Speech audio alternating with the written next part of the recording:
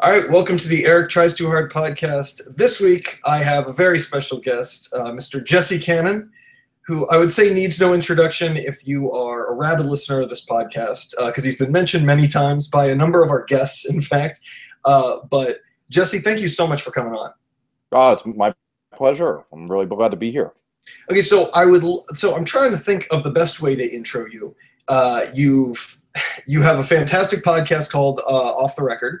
That helps bands learn how to be better bands in a lot of ways, and just kind of discussions on music marketing and the music business. You also wrote an extremely good book called just Get More Fans? Get More Fans, the DIY. Okay. Yeah, say that. Oh, we'll have plugs for days at the end. I just want to. So author, podcaster. You also, would you say your main profession is producing and engineering music? My main profession, I'd actually say, is mixing and mastering music. I mix and master most of the days of the week, and then if I really love a band or I think I could do a great job with it, I will produce them. But that gets a little less frequent these days because I mostly just do mixing and mastering because it gives me time to work on the 400 other jobs I have. Yeah, I was going to say, are there any jobs? Those are the big. Well, I'll give your big credit in a minute. But what would you say, are there any jobs that you do that I missed that are either projects you have coming up or just things that you want people to know that you do? I've been joking lately that I have to slim down my email signature because it looks so silly how many jobs I have. Yeah. So I have a startup that launches in about a month called Noise Creators, which is my main focus right now. Nice. Noise Creators is a marketplace where musicians can go get to know producers better. So we have like podcasts, interviews, in-depth listings of their discography and bio for producers, and then you can get to know different aspects about what you would want to know in choosing a producer, and then you can book time with them, and it has most of the top producers. So that's my main focus, and I've been writing for alternative press about music business lately. And then I just reshaped my podcast Off the Record into something new. The really exciting stuff that we're doing, I think, is coming in the next few weeks. We're doing some, what I'd like to say is like Radio Lab, like pieces that are very in-depth on things that no one's talking about in the music business. Oh, that's awesome. Could you give any examples, or is that you're just holding off till it actually airs? No. We're in-depthly looking at van robberies and how to stop them right now. That's a great topic. Yeah. I'm really, really proud that I think we're gonna make progress. My childhood best friend does those long pieces on the John Oliver show, and seeing the change he's been able to evoke in society, and like almost every time he does these amazing pieces, laws change, and that's very rare for a news comedy show. Yeah, that inspired me. That I want to do that with music. Is that I want to use the podcast format to start to do some activism in getting music and the things that are broken about it to change.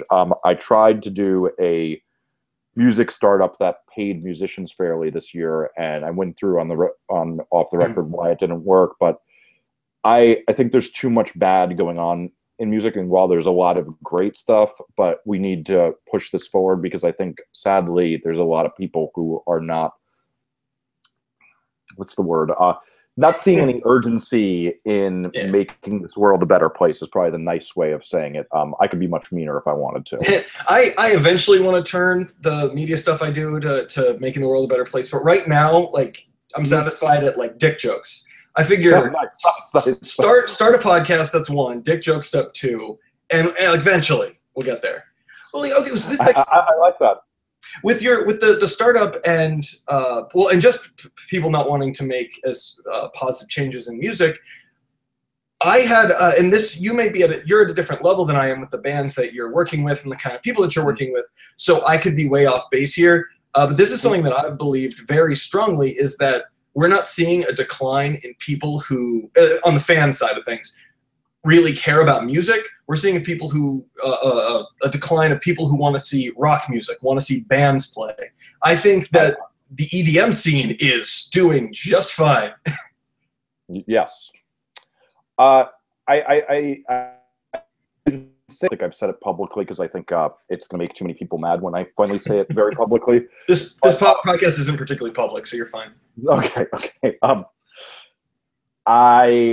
The way the Beatles and Elvis took like that, whatever you want to call it, style Frank Sinatra music and pushed it out of the pop charts and made it a more secondary listen that not as many young people listen to, and just old people. I think we've hit that moment that dance music is rock is, just as jazz didn't go away, just as big band didn't go away, rock's not going to go away, but its role in being the dominant cultural music genre is going to be eclipsed, and the guitar will be not the instrument most of the people who are innovative run to make music. It's going to be the laptop and a keyboard.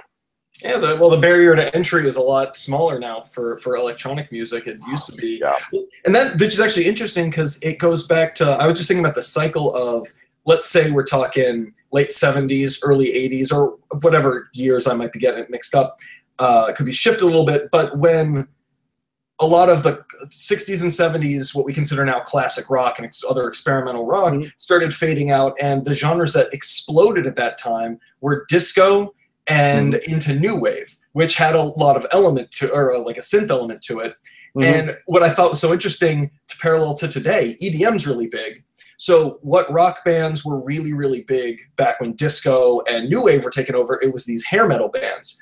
What rock bands are doing actually pretty well today, and it's these metalcore bands that I see all these parallel similarities with hair metal. So maybe we're on the cusp of a Nirvana Green Day back-to-back situation where we can swing it back the other way, or do you think that's not really possible with all the different avenues you can find music now? Not possible wouldn't be how I put it. One of the things that I got a lot of shit for on the podcast is when I said, people are always like, when's the next Nirvana going to happen? I'm like, I hate to break it to you. His name was Skrillex. And Dude, I think there was a whole episode that I did way back when I just originally used to talk to myself. And I think I called it EDM equals disco, and I, spun all that. And I was trying so hard not to copy directly off it, because when you said that on the podcast, I was like, oh shit, he's right. That was that. That's exactly what happened. And a lot of us who think music is dead, we just missed the boat on that. We just weren't paying attention. Yeah. It's a weird thing too, because I think when you're not involved in it, who was 14 when Nirvana came to be. I was a freshman in high school when it hit, and we knew it, but it was very funny because a lot of the metal people really did not get that their thing was dying. They didn't see it until 3 years later when a band who literally I think of it this way as I would see bands like Warrant and Skid Row who are they weren't for anybody who doesn't get this, Warrant and Skid Row were about as big as Paramore is now. They will do arenas to not being a 1,500 to 3,000 seat venues. They couldn't even get that many people in a matter of 3 years. And it wasn't because they made bad music. It was because that genre's time died. And every genre's time does die. And if you think of it this way of ever since Attack, we've been in this rise core moment of metal. But that will go away at some point. And there will be a thing. I think even somewhat that's shifting a little bit as it is now. The sales aren't as consistent, but there's always going to be this change. Just a cyclical kind of thing. The other thing I think we forget about what happened with Nirvana is that back everybody, no one had huge choices about what they could do musically because you would have to buy a record to know if you liked it or not. or just preview it by hearing enough singles on the radio and MTV. Whereas now we can just consume it, and everybody can easily find. Like, I think of it this way: is like one of my favorite bands in high school is this band Plow United, and every time a record would say a band sounded like Plow United, I would go and have to buy these 7-inches because they were never going to be played on the radio. They were never going to be on anything I could hear, and I would have to just buy them to prove it. And then they didn't even really sound like Plow United. Now there's algorithms that can show you 10 other bands. That's how much Plow United. You can discover them in an afternoon. It's just so much easier to indulge micro indulgences these days that a band being great enough to make that big a tidal wave is very unlikely. The algorithm I always used to find new bands, I think, was the was it Punkorama algorithm of the late 90s. Yeah. That was how I found. Yeah. Well, that's what's so funny is like my high school, the bands that got, or the music that got really big, not necessarily on a national scale, but the bands that got really big in my circle were political punk bands. I went to high school from 2000 to 2004. So like, that was a good time for political punk. Yeah. Yes, fantastic. And it was the fact that like when I started playing in a pop punk band about 3 years ago and seeing that a lot of the like punk just doesn't really exist anymore in the sense that I understood it coming up, because it was always there were a lot of pop punk kids who kind of had this punk ethos but acted like the same kind of, I don't know, like who's more pop punk than who? And to me that blew my mind, the idea that anyone other than punks would ever do that in the music scene. Yeah. Well, I mean, there is always a thing of like, I always think of it as, it's like you're trying to find who you are and your values in those years, and like where you fit in that is a lot of like getting used to not being guilted about who you are, and deciding whether your value is to put that effort in to make put up your mohawk every day, or you gotta work, or you gotta hustle, or doing the me thing where I've had a shaved head for almost the majority of 20 years. Yeah. So it's like just like, nope, I don't care about fashion enough to do this. Yep. That's always so interesting to me, thinking about those formative years, especially when like you only have so many ways to actually express yourself when you're in high school, which is why fashion or whatever shirt you wear, however you put your hair, what records you listen to means so much more of your sense of self, because like what other do you really have? I go to the school, like I don't know. Well, so I want to ask you, what got you to start all of this? I mean, you've got a hand in so many parts of the music business. What got your start, and not just like with doing music, but also hearing music? What was the thing that made you choose music as a passion over, say, sports or other art forms? I wanted to be a cop when I grew up, and then I saw a Guns N' Roses video for Sweet Child of Mine, and I was like, they're smoking cigarettes, they're drinking, there's chicks everywhere, I want to be like them. Yeah. I think that, and then I had I always joke that I was like a predestined hipster. Dude, oh my God, I'm relating to this so much right now. Go on, but yes, I hear you. The girl who made me realize I liked girls was Winona Ryder in Beetlejuice. So I was already predestined to be really, really into like goth girls and like weirdo girls, and then my father discovered I had a fetish for girls with glasses at a young age, and so it was just like I got into that. And then the other big thing is like I've always been somebody who really likes to be alone, so finding zine culture. I was very lucky too that my father had a early version of, even before AOL, we had God, now I'm blanking on the name. CompuServe. CompuServe, yes. So we had that, and I started going into the punk chat room when I was about 16, and that was in 1994. There would be a sign that said World Wide Web coming soon. And oh my God! yeah, it was crazy. World Wide Web launched when I was a senior in high school. I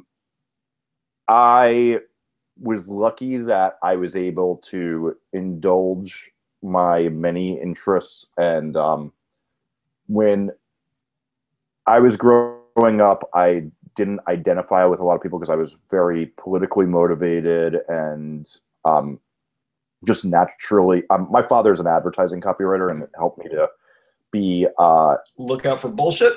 Well, that he definitely taught me a lot of that, and but he helped me be a better writer and communicator, and I was just able to always get knowledge wherever I wanted, and it was really weird. At like right shortly after I heard that Guns N' Roses thing, there was a club down the street from my house that was a famous punk club. It was literally blocks away, in Montclair, New Jersey.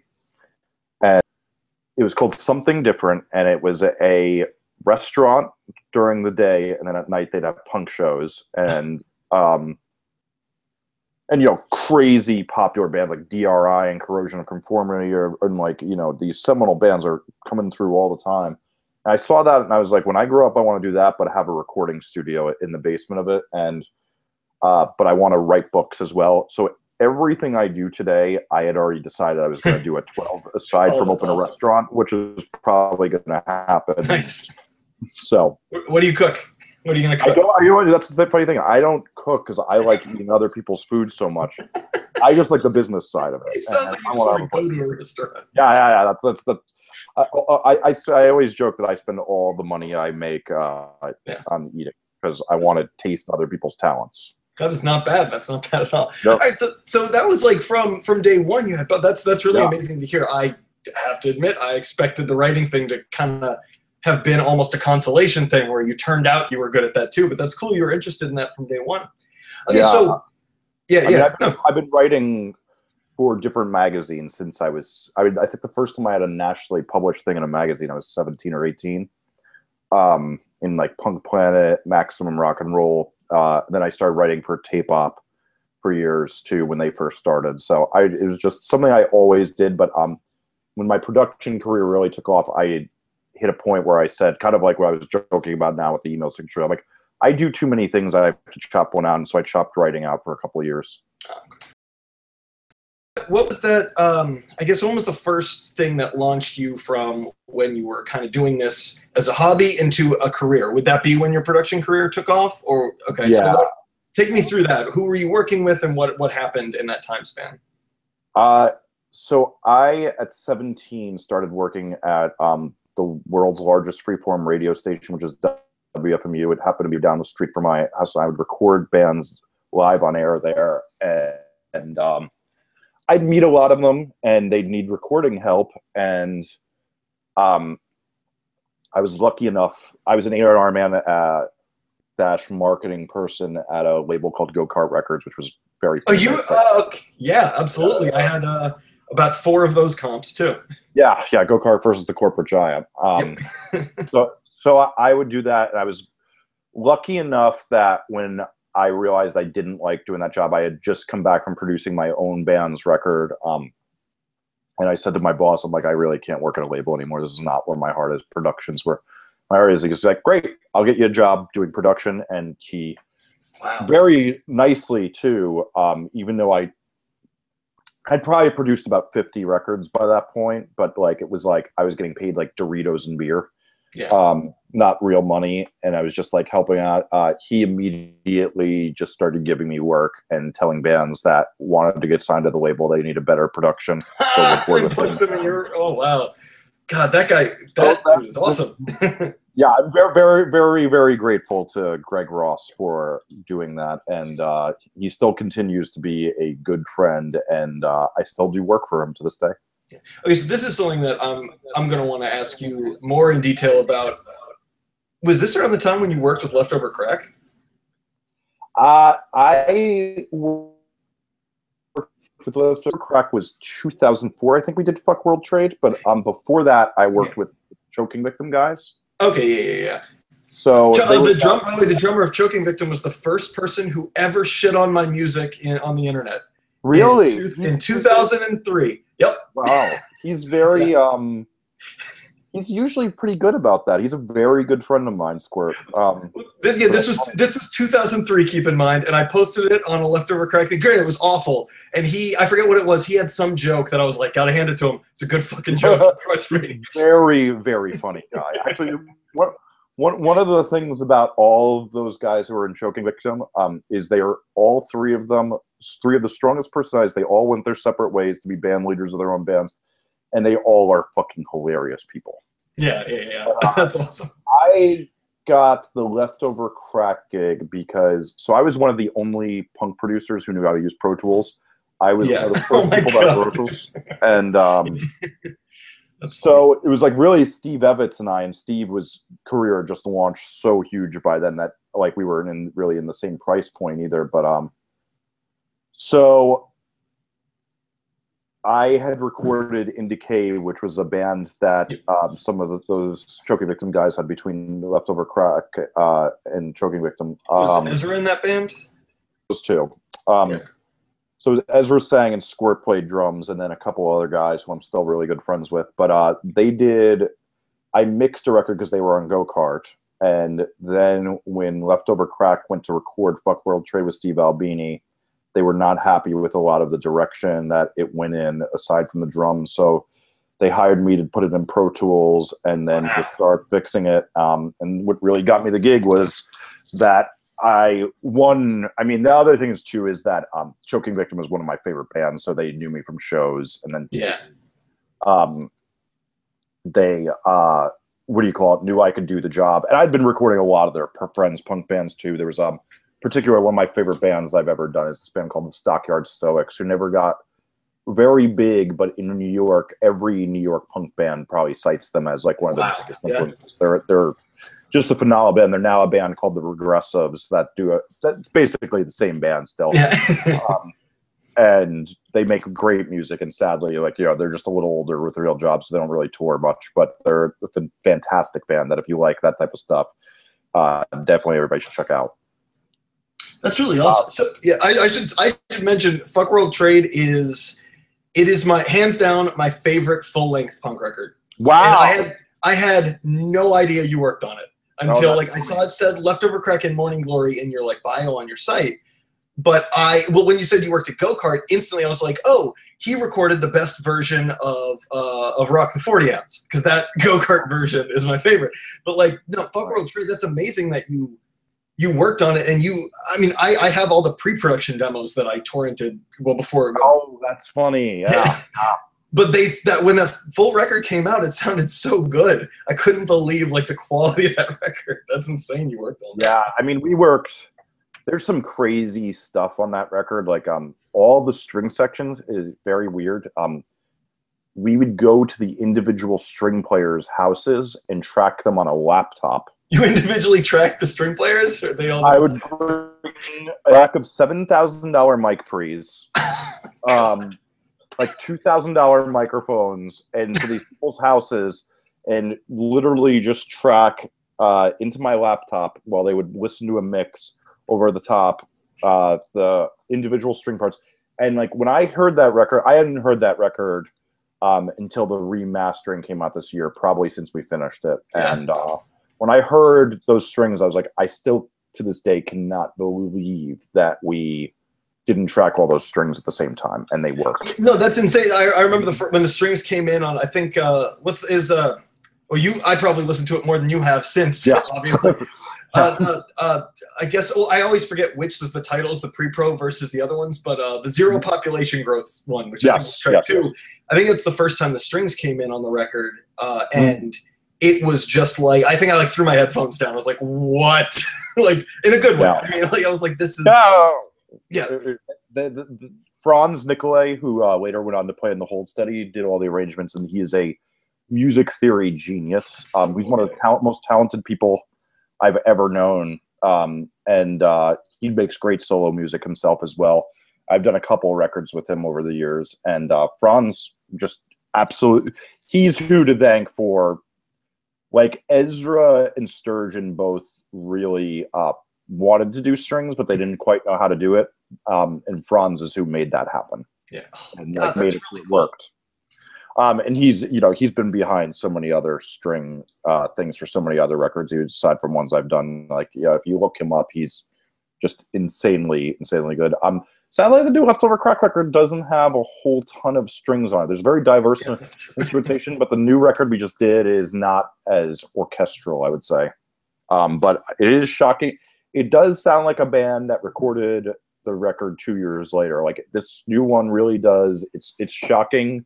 Like listening back to it, like when Sturgeon and I got done, it was like, oh, this sounds like this could have been done 2 years after Fuck World Trade, and I'm very psyched on. You know, we worked really, really long and hard on it, but it's out, and it sounds like a leftover crack record. Wow. See, I admire your work so much. And so I'm coming into this be like, don't be like a fan. What Jesse Cannon did a whole podcast about how you shouldn't come off like a fan. But now I'm feeling very excited, just as like I didn't know that this project is coming out. That there's another record. The fact you say it sounds like it came out a couple years later, or could have come out a couple years later, is very relieving, because there are a lot of bands I like who. I mean, Streetlight Manifesto is my favorite band. They took 8 years. Well, and Modest Mouse is a close second, and they took another 8 years. They take forever. Yeah. But then they put out these records, and it's like, I wish you would have had something in between, because I'd love to see how you got from point A to point C. I feel like there's something missing, like a gap. And I'm just so obsessed with how bands evolve over time that it's always like, I want to know what you're doing in the middle of that time. I don't care if it's B cuts. Anyway, that's a great point. I think that musicians don't always think of it this way. Sadly, is that they think like, oh, I need space, or they're, and then one of the other things I think that doesn't get discussed because no musician wants to admit it is that a lot of musicians are very scared about what they do next, and there's a lot of fear in getting over the fear. This is incidentally what all of my new book that I've been writing is about. So, is about how you don't do. There's just, you're exactly right that I wish musicians checked in, like, just like I think it's good to make EPs as you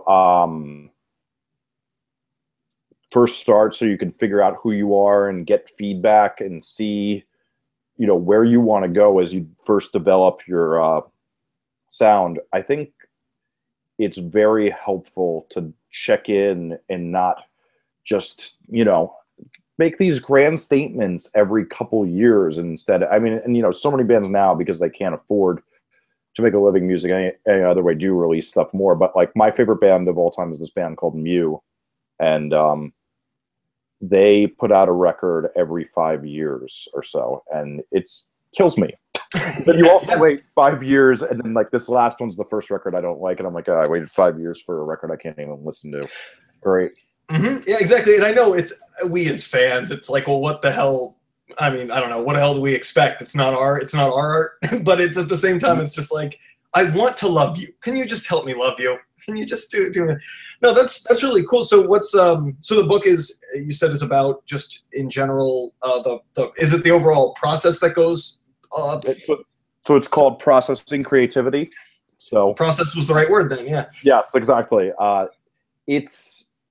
So in the 20 years I've been working with musicians, I've just seen so many times that people don't know what creative tools available. They don't know a best practice to get somewhere. So I'm trying to write a book that, and it's evolves heavily each day as I write it. But like, I'm trying to give people the choices they can make creatively, so they'll be happy with their music. Like, so much of people's unhappiness with their art is just not even knowing that if they approach this differently or they did this, that they could get a better result.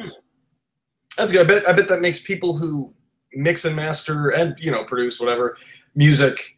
Bet that book may help make their lives easier if bands can be more prepared and come in more ready to know what they want, or to know angles to take.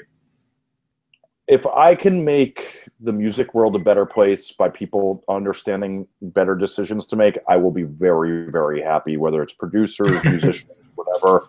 It's just like, I say make the world a better place so I can stop dealing with such fucking assholes. There it is. I love it.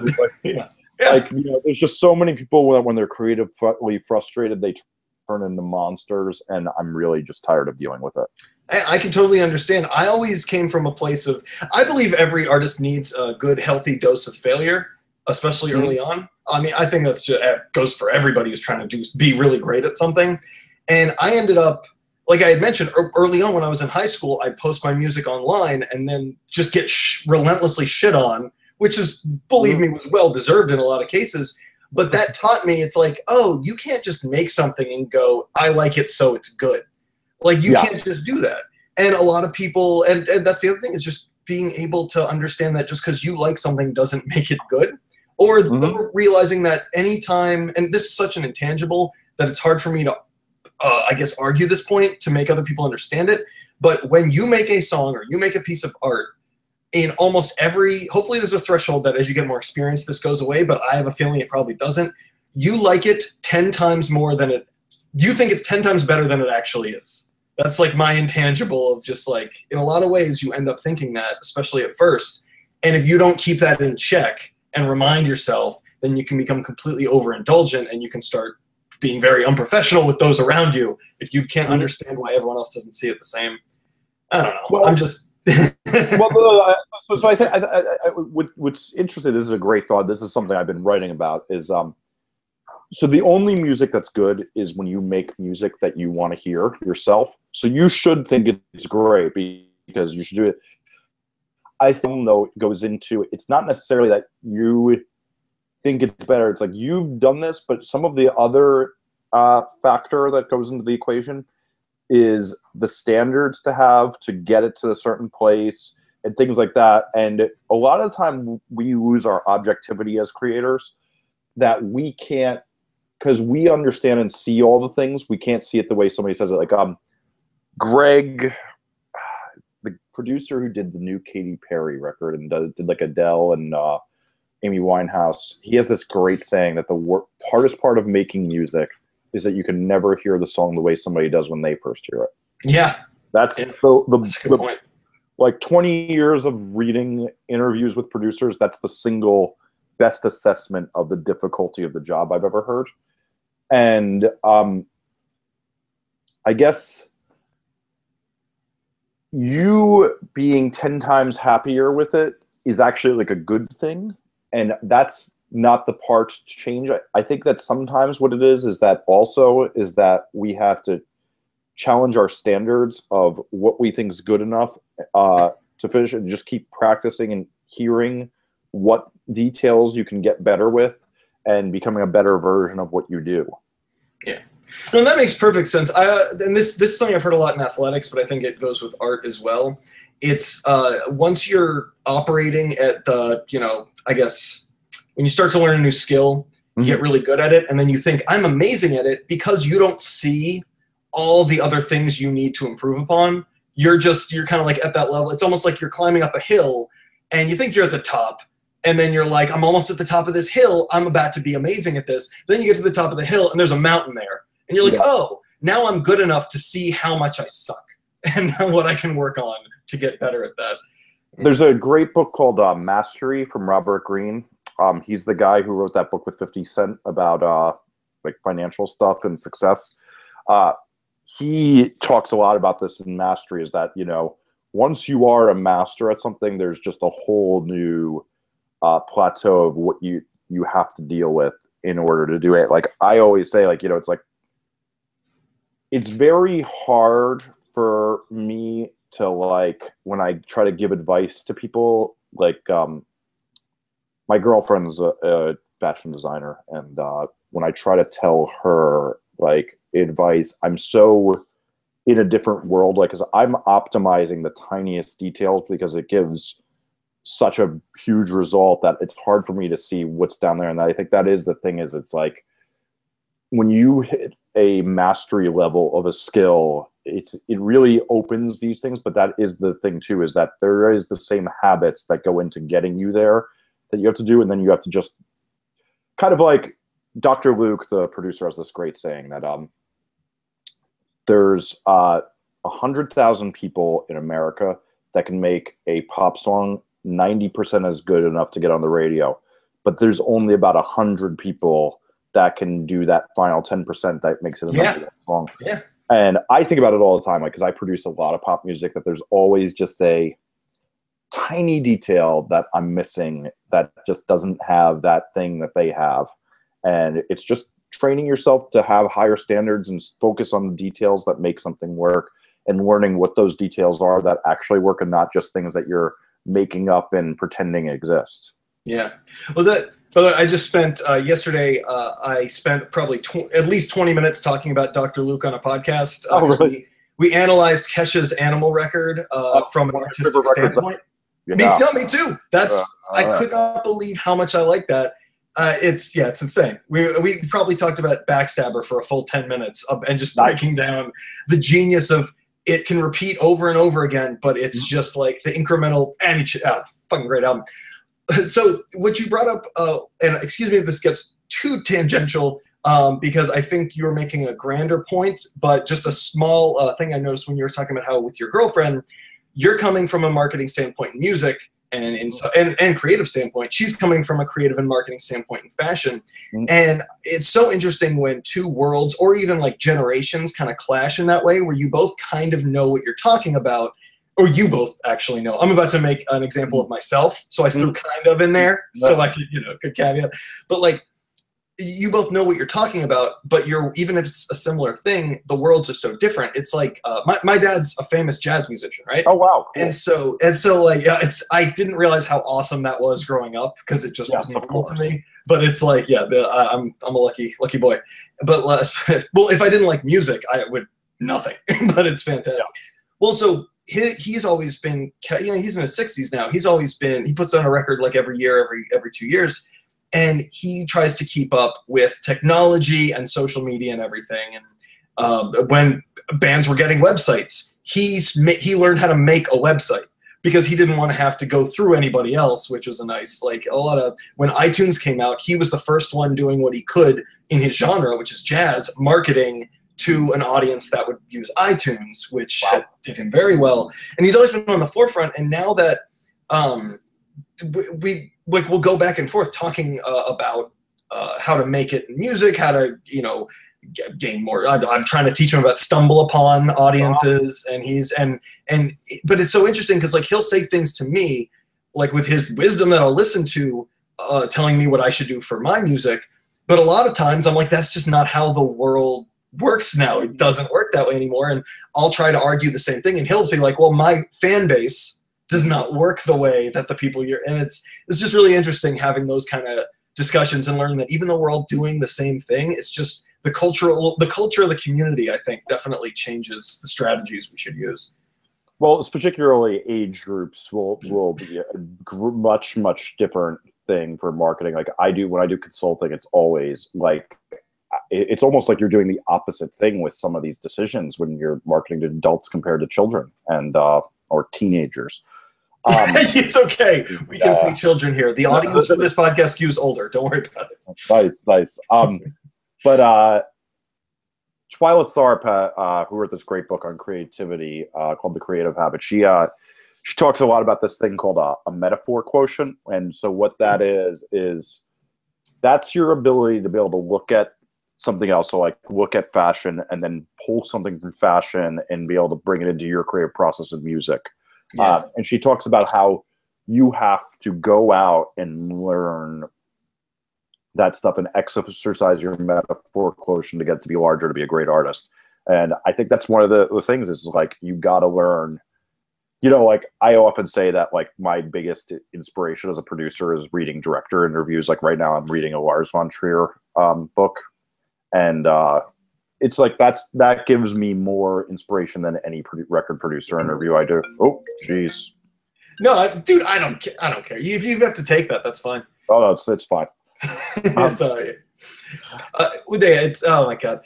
So that's genius. That's a brilliant idea. The one that I relate to that in, I also love comedy, and that's kind of where a lot of the podcast stuff goes. And it's just been an interest of mine.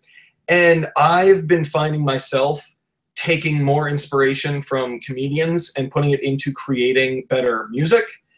In that I love the idea of comics today tend to write from stage, meaning they have an idea and they saw something and they're like, oh, this is kind of funny. Here's my observation on it. But they won't like write down a joke. They'll go on stage and talk about it. As Bill Burr says, I go up and I pretend it's a story I can't wait to tell my buddies at the bar.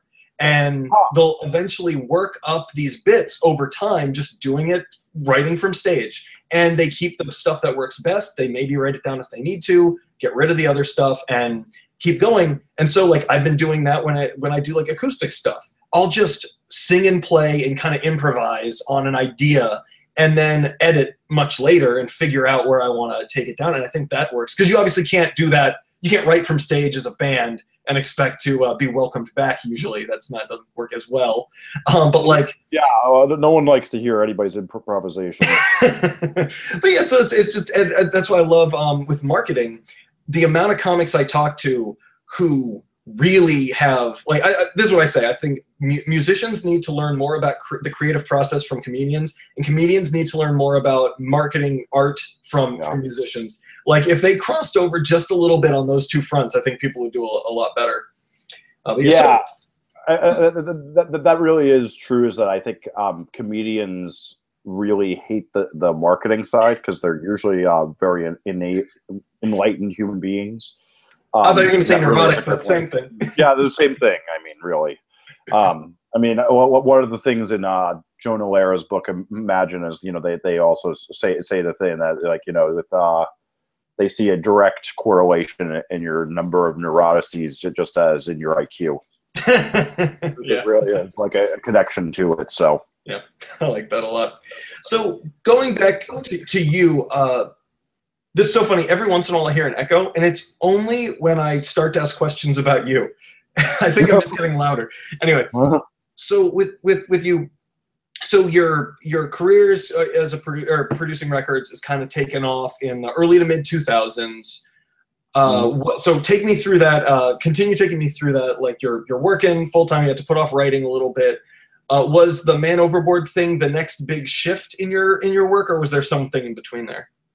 Oh, there's a bit. So about 1999 to 2001 era, I would do. I was doing the production thing pretty steadily, and then I started doing jobs with Steve Evans, was my favorite producer growing up, and so I worked under him on like records like Census Fail and A Static Lullaby and Dillinger Escape Plan, and then the next big thing that happened is my favorite producer of my adult life was Ross Robinson, and he hired me, and I did a record with The Cure, Limp Bizkit. What were your roles on those records? Just real quick, I'm just curious. I was like basically the second engineer below Evans. Yeah. And Pro Tools guy, you know. I basically do the shit work that no one else wants to do. Yeah, but you're still in the room. You're still. Oh yeah, no. I mean, listen, those were some of the best days of my life. Yeah. But so I would. I worked under them, and then towards the end of the Limp Bizkit record, I realized like what I love about, like, I had basically a fork in the road of like I could become one of those guys who what do you call it? Would be the so here's a great example. I got into the finals to be Dr. Luke's engineer at one point. Jeez, yeah, wow. And I realized I would never have a life, and I would never work with bands that I really wanted to be around. Mm-hmm. And I hit this thing where I realized what I like more than working with like older bands. And it's funny because I still, you know, like so much of my work is working with really, you know, like seminal punk bands like the Misfits and stuff like that.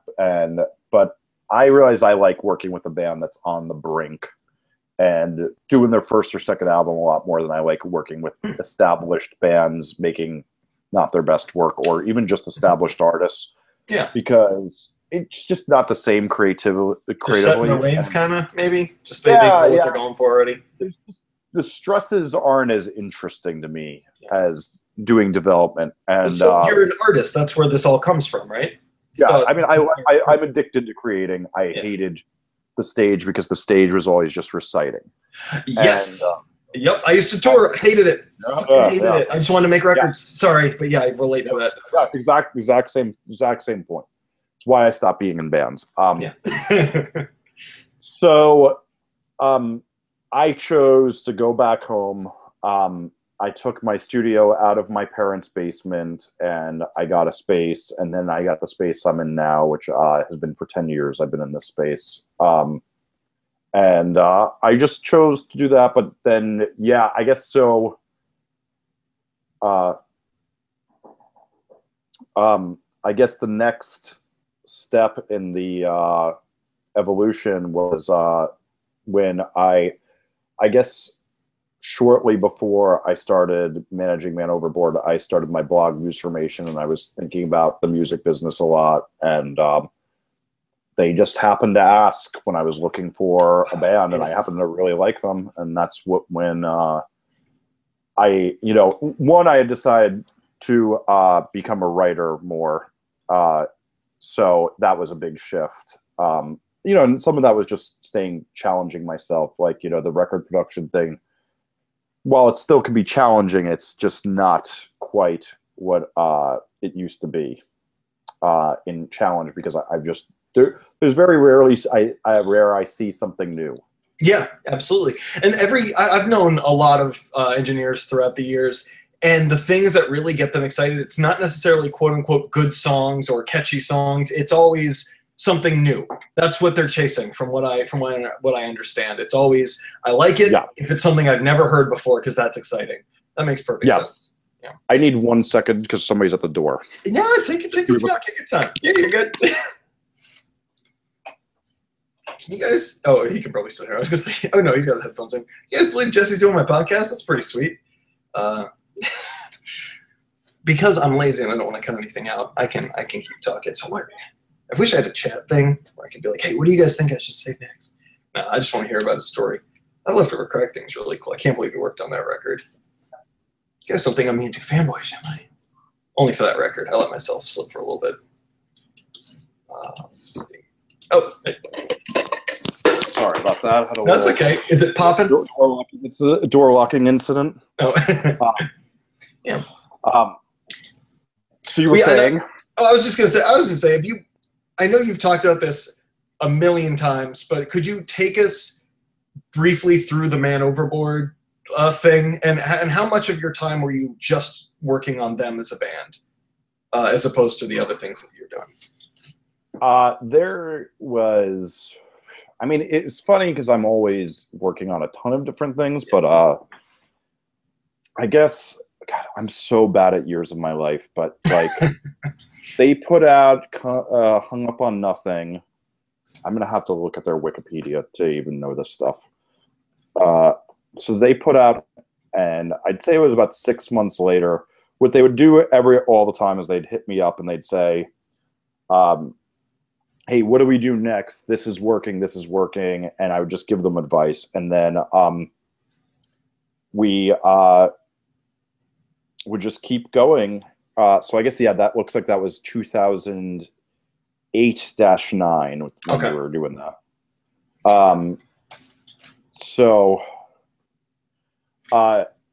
they would hit me up from time to time, and then right at about the time they were going to sign to Run for Cover, who was still a pretty small label at the time, it got clear that, like, it was like they were coming to Brooklyn all the time and having meetings at my house. And so it just started to be like, okay, there's a lot of work to be done here. They got Justin in the band, and Justin is the best band worker I've ever worked with.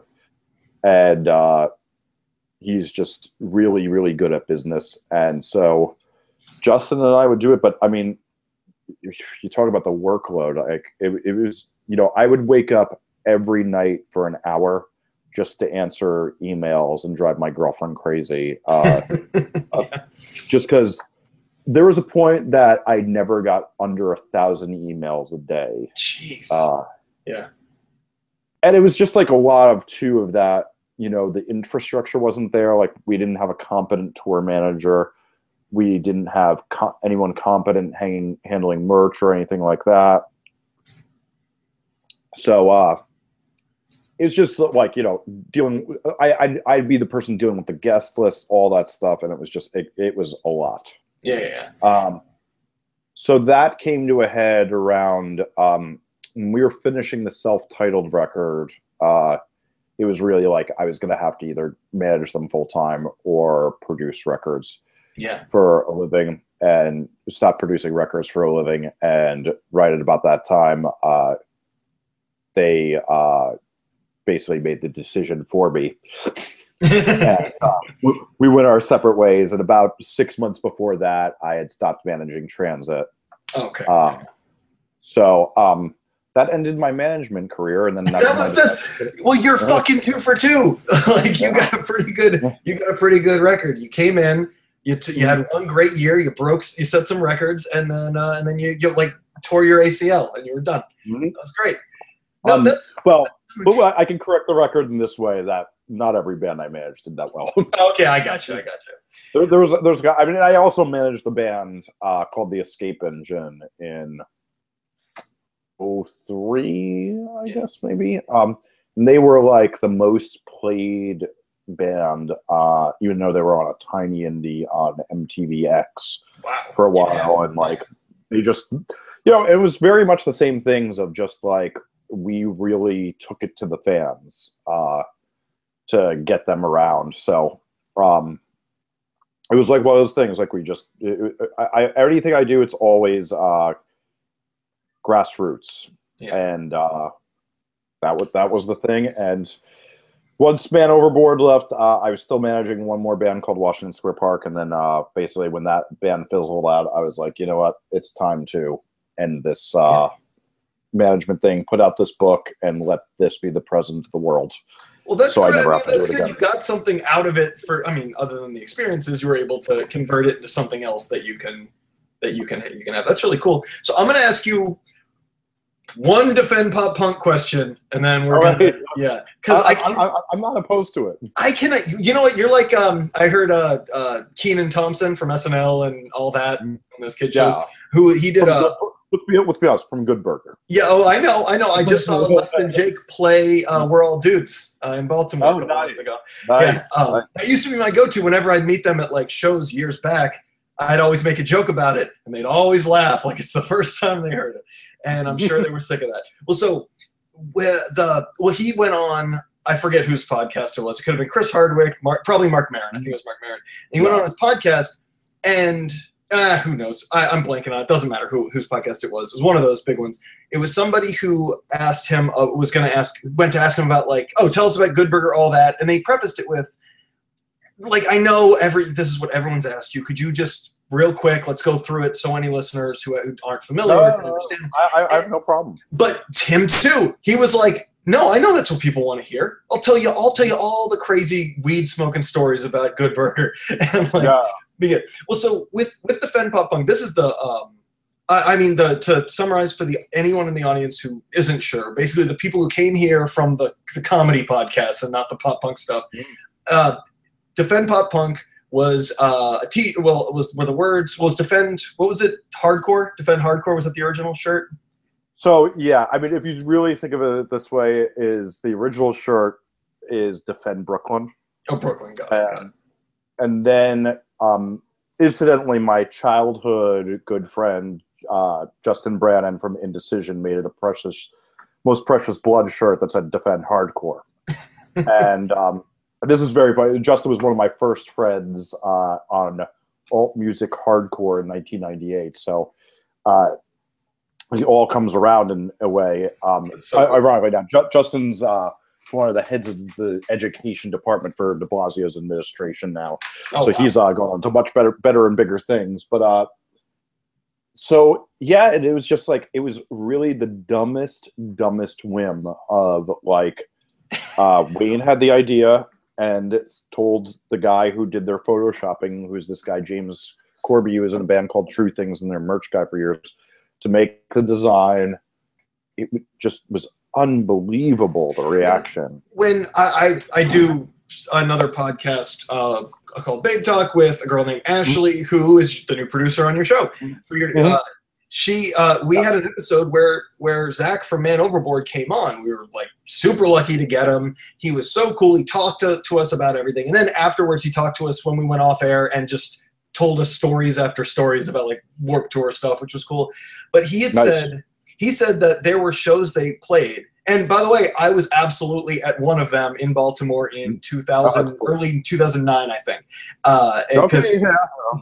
For you, me, and everyone we know, that's who I came for. I remember that tour. In fact, in that show, there was no one at. I remember getting I can still remember that was the check-in comment. Oh, this tour sucks. Well, but that's what was so funny was, and I assume it was after that tour, but Zach had said we would play shows and no one paid attention, and then we'd get back to our merch and they'd be like, okay, did we sell anything? Yeah, we sold out. And they kept selling all the shirts without anybody particularly paying attention to them, which is like amazing. So my question to you, this is something that fascinates me, the alternative timeline history of pop punk. Had you not made that, or had that not happened, where the Defend Brooklyn thing turned into Defend Pop Punk and kind of put it out as almost a joke, and it started selling really well, and then I wouldn't say almost a joke, just like something we didn't think long and hard about. Okay, I gotcha. But so like, so with all that, and then you got the Facebook group, which has kind of monopolized the pop punk culture as far as when people who are really in that world think about it, for better or for worse. But it's I've liked it at times. I feel like it goes through cycles. Every once in a while, it's like, this is an okay place to be. I haven't checked in about a year, but we'll see. But without that small T-shirt decision for a band that nobody really knew at the time, without that, do you think there'd be such a rallying cry? Because that's what it feels like, and that's what the shirt was, essentially, a rallying cry behind pop punk, to make it almost as a unified culture, as opposed to just like these are some bands in a genre. Do you think we have the pop punk world that we have today without that seemingly asinine T-shirt decision? Wow, I've never, I'm like the biggest science fiction nerd. I think about parallel universes and watch any TV show with that stuff in it, and like, I've never really thought about it. But I will say this, that like, anytime you have what that shirt has done, that shirt has done. Sorry. That's like when Bart Simpson wore a shirt to school and it blew up the school or whatever. It canceled education. Well, I think of it this way. Like, here's two great examples of what that shirt has done. The guys in the Menzingers are some of my favorite people on earth, and they went on a tweet storm of just dissing that shirt, and it was a very tearing thing for me because I love them and I love Man Overboard just as much, and it was weird. And then like my favorite bartender. The Menzingers are outspoken.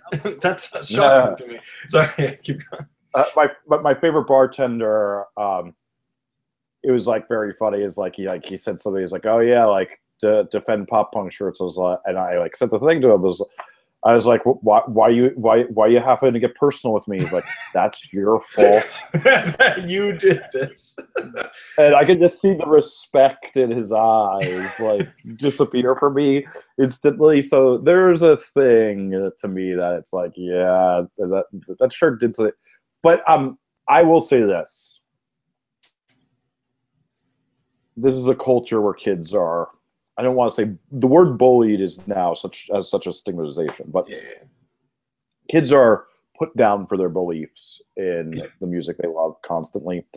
And it's just, it captured a thought, but do I think somebody else would have, like, Newfound Glory had those Pop Punk's Not Dead, which wasn't the same ethos, because like the big thing of that ethos that worked was like the idea of like, I am proud about pop punk. Like, it's like, that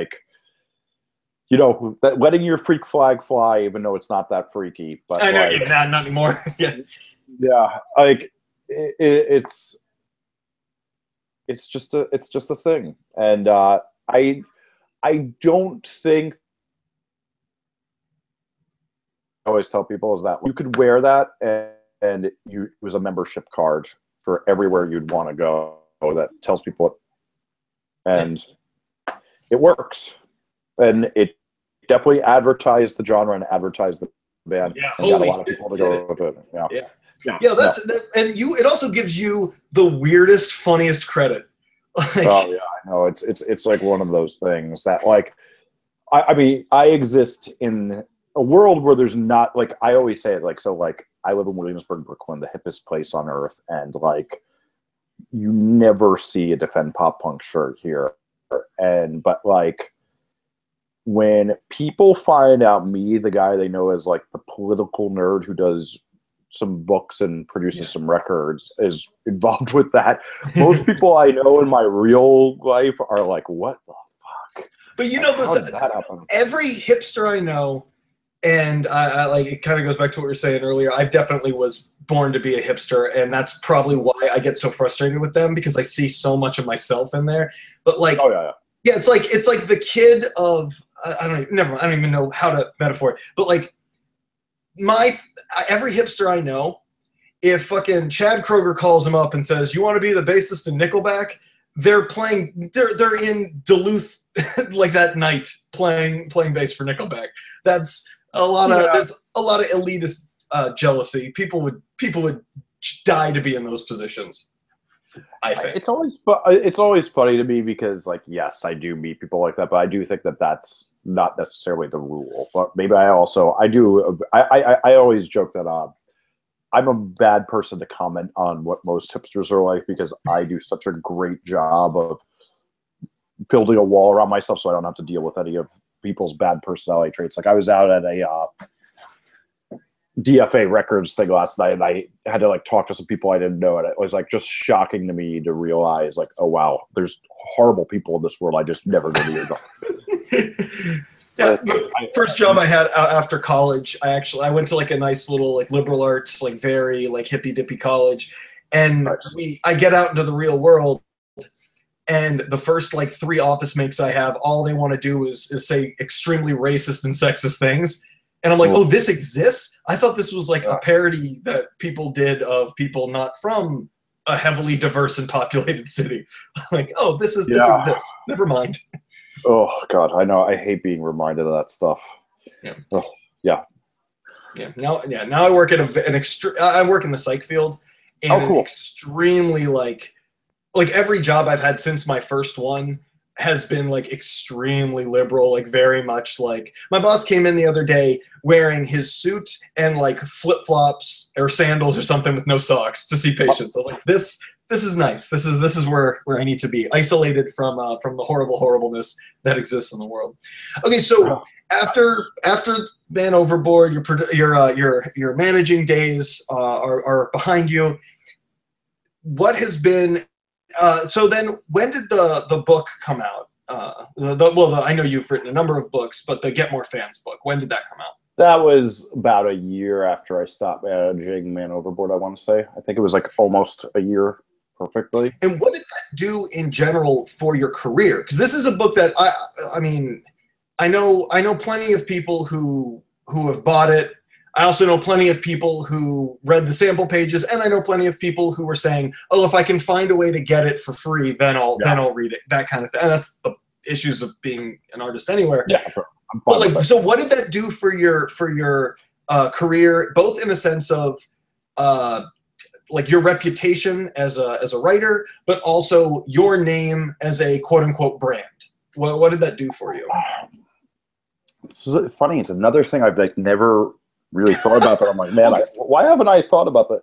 Well, because wherever else would people see your name? Like everything else you've done, you're in the background. This is your name's on the cover, so it makes me. Yeah, I mean, it is funny because I feel like in some ways, like my articles do a very similar thing, and like a lot of people will be like that thing, but like I guess when you get to know them a bit, but you know, as far as tangible things that I see, like, sure, I get a good amount of jobs from it. And I mean, what's really nice too is I sell enough books that like basically like my superficial life of like my rent's not paid by it, but every other bill in my life is paid for by every month, which is, that's nice. Yeah. Like that's a really, when the check comes in around the end of the month, I pay down all my credit cards, my Verizon, my etc. just with something I did the majority of the work years ago. That's a great thing. There's a lot of hours I bet that went into it that were not paid for, so it's all back pay. Yeah. I mean, This book I've been taking notes and refining for almost 2 years, and that one was 4. So, yeah.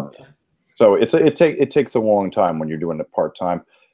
The only like tangible thing I can like think of is just like, now people call me up for like articles and advice and things like that, and I definitely have like, it's really weird once you put out like a book, and never mind like a really thick one.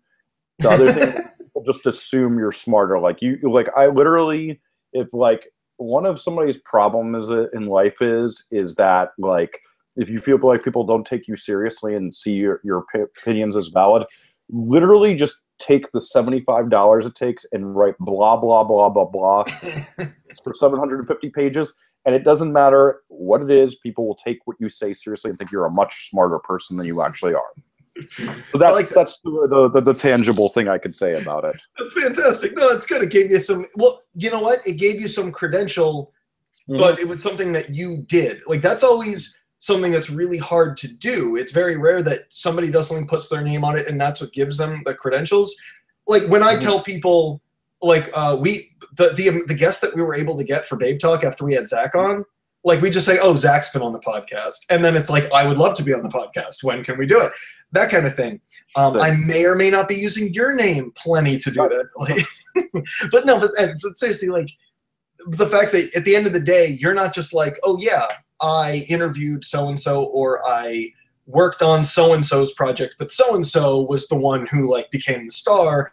And then that still gives you cred. But this, you're like, no, it's the byline is Jesse Cannon.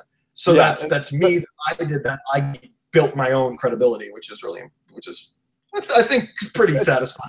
Probably. It's very, very, very satisfying. And what I think is really interesting about it too is just like, I didn't realize how big a thing that. So a fun story. I'm not a very anxious person, and I've obviously put out like 1,000 records with my name on it, and I don't worry about reviews, and I've had 2 panic attacks in my life, and the last one that I had was the hour before the book came out. Yeah.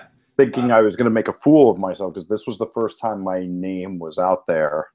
And I'm like, what if I'm an idiot and this book's just terrible? And then I literally got done having the panic attack, clicked on the internet, the first review was up, and it was called it the best book ever written on the music business. And I'm like, I'm an idiot. I'm a total fucking idiot. But that gets back to what we were talking about before, is that you lose your objectivity when you're the creator.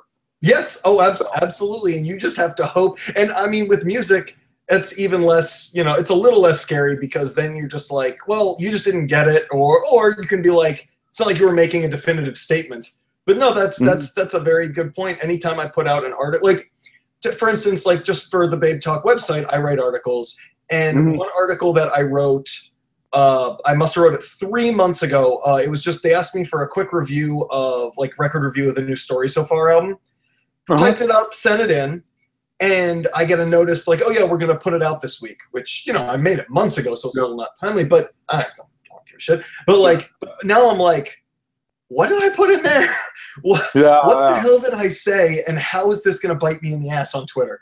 You don't think about it till it's up. And then you're like, I said all that. I just had it happen with my last alternative press piece, is that, it's like I made a to detail and I got so much shit for it. Oh my! And that's just part of the game sometimes. I like to tell myself that once, because that's totally going to happen, no problem. If I ever become successful enough in any of these, writing or podcasting or whatever it is, that the consolation, like being successful in it, that it would pay my bills would be the consolation for getting shit on for stupid things on the internet. But I don't think that's real. I don't think that's ever doesn't bug you. I feel like that always sucks. But on the other side, I can definitely tell you that I have a friend who's a professional fantasy football writer, and every week you have to make these predictions, and every week, obviously you can't predict all that stuff, and every week the smallest little thing will happen, and his inbox will just fill up with angry fantasy football players. You couldn't predict the future? You're an idiot. So No worries. Happens to everybody. Yeah, it's that definitely. I always joke that my years of my two other best friends who are very successful in other fields growing up, we always say that like one of the reasons we're able to do this is because we learned to defend our beliefs by being in these early internet chat rooms where everybody was just, you control so much harder back then. Yeah. It was just like we learned to defend ourselves, and still, I think that prepared me for it. It still isn't any less annoying. Yeah.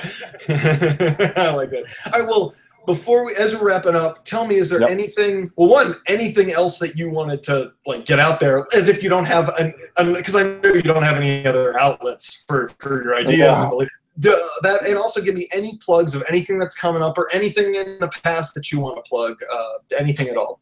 I think we've plugged. I mean, if you want to learn more about me, I have a website at jessecannon.com that has links to everything I've pretty much ever done. And I'm trying to make it into like a thing where it's like, all right, if you read this book and you want more, here's more. So it's a really well-designed site. Like, you just go to it, and I'm trying to like copy off you anyway. I don't make websites, but I think it's perfect. Because you go to it, and then you have each of your different, I guess, jobs that you do, and you can find all the information very clearly. And you can also stumble upon the information if you didn't know that you were a writer. If somebody went there because they saw your name on a CD liner or a digital booklet, then yeah.